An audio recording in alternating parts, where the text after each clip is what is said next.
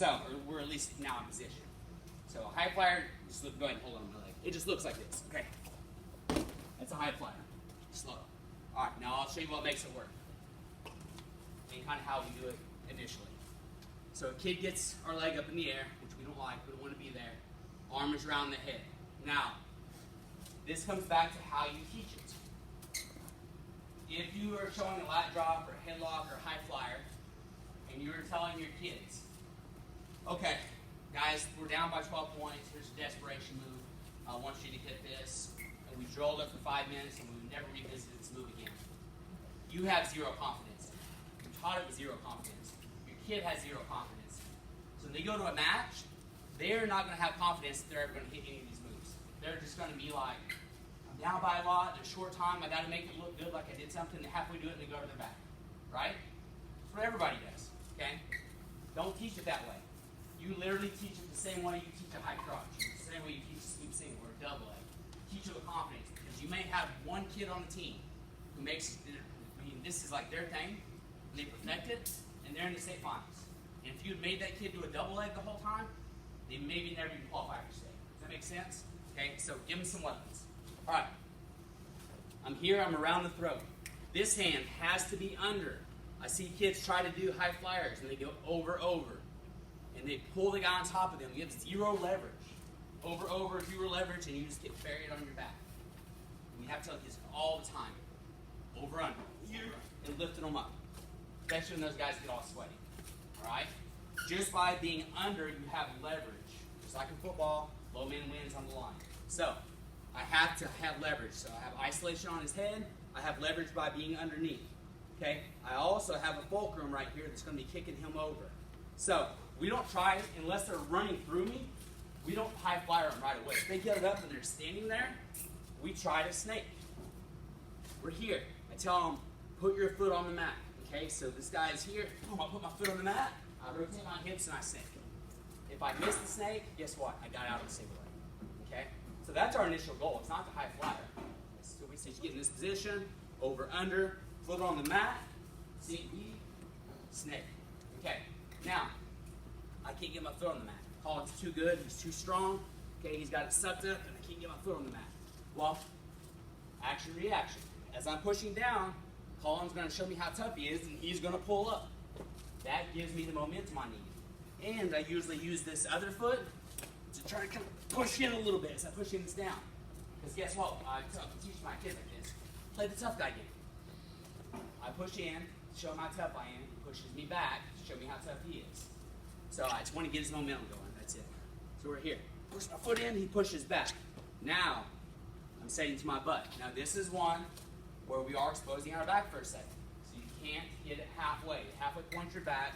You better hit it all out. You better have some guts when you do this. Okay? And I'm not saying everybody on your team can or should do this. All right? And there's some of this stuff I would not do myself personally.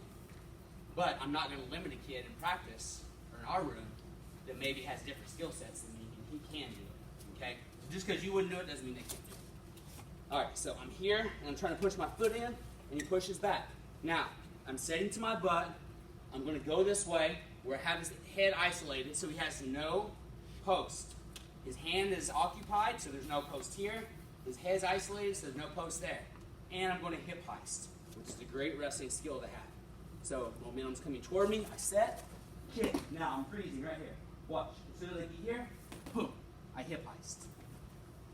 You have to hip heist down. Push. Hip heist.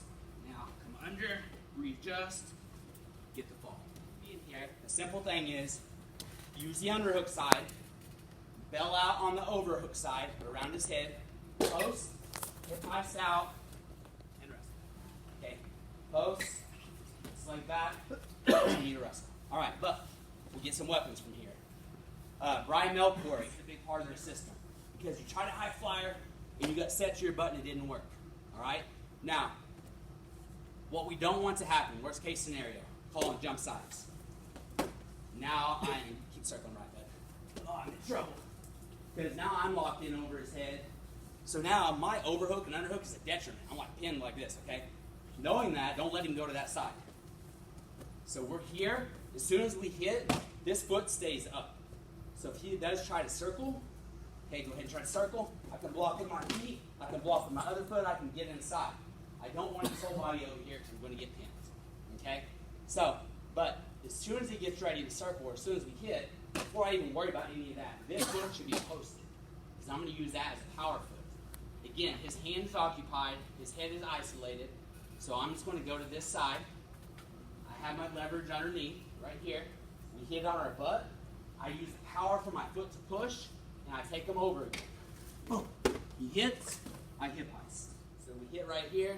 Seems like a really bad situation for me, like I don't want to be in. I push, I go that way.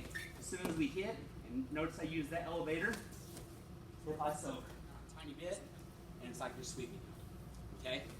Alright, so that's the first one on that. Alright, now, if I go this way and he feels himself going, he might abandon his hands and he might try to put a post out here. So I go like this and he puts a post out. Okay? Now you think I'd be in trouble. Cow catchers in the middle of the back are illegal. Cow catchers on the side are not illegal. So I'm like this. I try to take him, he posts. I cow catcher and I kind of go toward my shoulder. Boom. Right here. Take him over.